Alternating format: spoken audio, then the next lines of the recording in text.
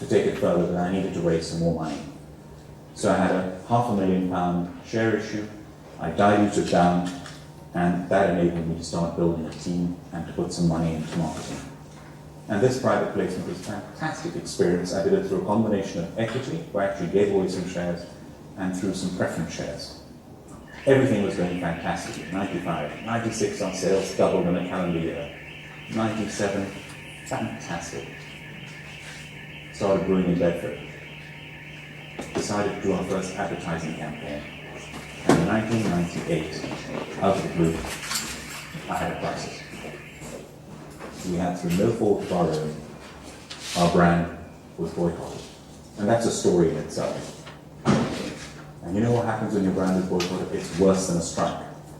With a strike, it's a horrible situation where people don't refuse to work for you. Okay, you can try and get some other people in, you can try and outsource some of your work.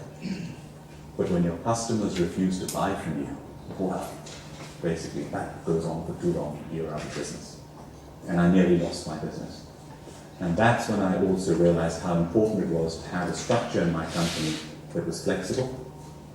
Because we didn't own any of our own manufacturing at that stage, and we outsourced a lot of things, we were able to downsize very, very quickly.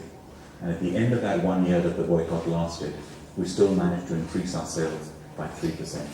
And I didn't lose the business. But it also meant we had to raise more finance again. And when we raised more finance, when you're in a situation when you're in a boycott, and your sales have dropped from growing at a huge percentage down to 3%, your bank manager's far less likely to help you out. And it's very difficult to find another bank manager. So again, we went around from one bank to another, and I'll never forget this. We went to one, I will not name the bank, it would be thoroughly unprofessional. Went to this bank, and I met this manager who'd been recommended to me personally. I had my accountants with me in a meeting. We went through the whole process, days of meetings, reports, and at the end of it, he turned around and he said, I'm not going to lend you money. The boycott was over. We were back on track. He said, come on, it's all over.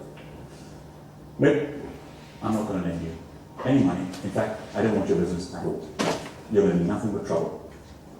So I said, oh, well, thank you very much. I said, but look, we just had our brand valued, and in those days, in 1999, a prudent valuation of the Cobra Beer brand was £4 million, and we had a whole report by independent valuers. He said, if you think your valuation is £4 million, you've got to be joking. In fact, if it's £4 million, I'd eat my hat. So, anyway, I said, thank you very much. I was very, very controlled and remained polite, and left.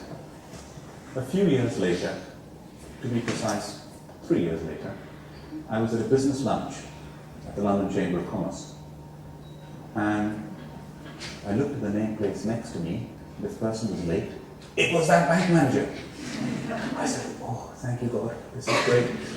So, sure enough, he sauntered across. And I turned around and I said, how nice to see you. And he recognized me. He said, do you remember me?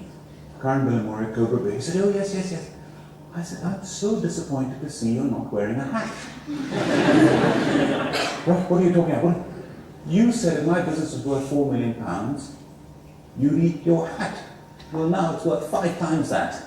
And I'm so disappointed not to see you eat my hat. Oh, I'm so sorry, I made a mistake, and you were right, and you know, anyway. That felt good. Now, another form of finance is convertible preference shares. When you hear this term mezzanine finance, you can raise money if you want to save your shares. You give away convertible preference shares. And preference shares in a downside scenario get paid off before the equity shareholders. So it's a little safer.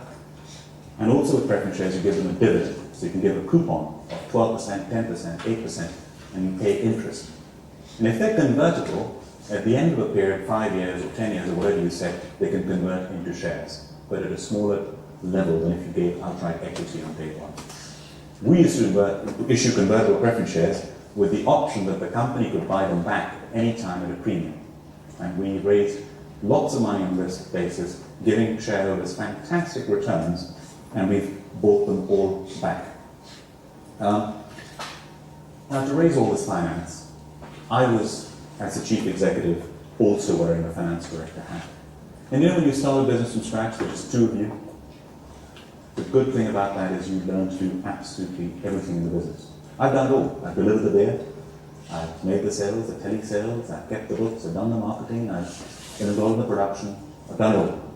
And that means however big the business grows, I can identify with what everyone's done. But the one thing I held on to was the finance director role. And then I got in my new finance director. What a difference that made. Last year, he won Finance Director of the Year, 2 awards, including the CBI awards in the UK. And I'm so proud of him. He's one of the best in the business. Another form of finance, which we raised 2 years ago, called PIC finance from a hedge fund, from one of the largest hedge funds in the world, $20 billion hedge fund. PIC instrument. They give you the money as a loan. And let's say in our case, they've given us, I'll just use a round figure, £25 million. They charge you interest, use a round figure, 10%. And they say, we will charge you this interest, but you don't have to pay it every year. So it saves the cash flow of paying you that £2.5 million every year, but we'll roll it on, and when you repay the loan, you pay it in one lump sum. So that's pretty helpful. It saves you dilution equity, and usually they ask for some share warrants to be attached to it, so you give away some equity, as opposed to raising £25 million of pure equity. It's another way of raising finance. I could go on giving you example after example. The net result is this. This is where Cobra Beer's sales graph and retail value starting from day one. All that small print are the different forms of finance we've raised over the years. And you can see it just keeps going and it doesn't stop. All that happens is every time you want to raise finance, as you grow bigger and more credible, it just becomes much easier and you have many, many more options. And you can see when the boycott took place, 98, 99, when the sales virtually flattened, that period there. And isn't it funny how, with accounting, the word creative is negative? But this is not creative accounting. This is being innovative. And I went to a talk once by the Dalai Lama. Has anyone heard the Dalai Lama speak, ever? I see one hand there. Anyone? Yeah. Inspirational? Absolutely amazing. I went out of pure curiosity. And there's several messages, but one message I'll never forget. He said, every time in life when you're presented with a problem or a challenge, take a wider perspective and keep an open mind. So here we are. When you do cases as the judge, those of you as the judge, when I do my cases, wherever I study, invariably, if it's to do with finance, it's, now how should this company raise finance? Debt or equity? There's all this in between. Keep an open mind. Now, the result of all this is I still, after all the dilution of all the warrants, having started £20,000 in debt, today own well over 50% of the company. This is the latest valuation last year, and so it is possible to do it. The growth shows when you grow very rapidly. 4 years ago we had one office in the UK, one brewing facility brewing with Wells & Youngs in Bedford, and 3 stock-keeping units, big bottle Cobra, small bottle Cobra, draft Cobra. And here we are 4 years later with offices in India and South Africa and the UK.